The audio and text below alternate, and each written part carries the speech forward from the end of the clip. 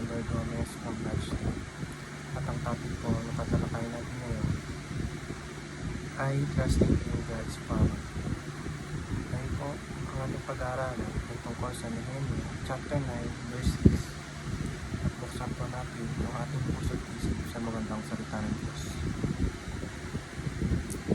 Sinasabi dito na, "You alone are the Lord. You made the heavens, even the highest heavens, and all their starry host, the earth and all that is on it, the seas and all that is in them. Give life to everything, and the multitudes of heaven worship you." O sa Tagalog, ikaw lang po ang Panginoon. Ginawa niyo ang kalangitan, ang lupa, ang dagat, at ang lahat ng mga naroroon. Binigyan niyo po ng buhay ang lahat ng inyong nilikha, at sinasamba kayo ng mga anghel sa langit. Pinapakita sa verse na makapangyarihan talaga ang Panginoon at pinatunayan ito ng verse 20. Siya ang may gawa ng langit at lupa, na mundo at lahat ng nandito. Siya ang gumawa sa atin at sa lahat ng mga halaman, hayop, paghubatan at karagatan.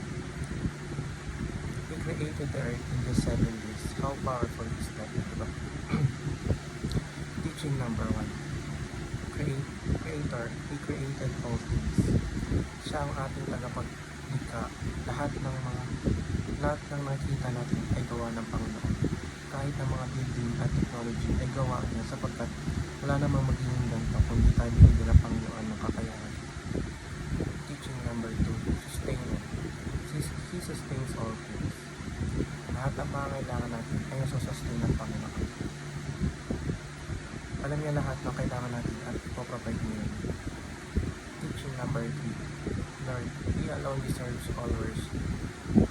Sa lahat ng ginawa ng Diyos sa buhay niya at gaano siya naging mabuti ay talaga namang deserve niya ang lahat ng pagpuri. Napakabuti ng Panginoon at kapag tayo ay nagtiwala, nagpuri at namalagi sa Kanya, mababago nito ang ating buhay sa magandang paraan. Application number 1. Trust in God, with whom all things are possible. Magtiwala na tayo sa Panginoon dahil lahat naman ay posible sa Kanya. Kung may mga hinihiling tayo at pinagpapay kay God na makuha natin, matuto tayong magtiwala dahil may malaking plano sa ating ng Lord. Lahat ay kaya niyang gawin at ang kailangan lang natin ay magtiwala at magtintay. Application number 2. Trust in God who sustains all things. Applicable ito lalo kapag minsan nagigipit tayo. May huwag tayo mag-alala dito.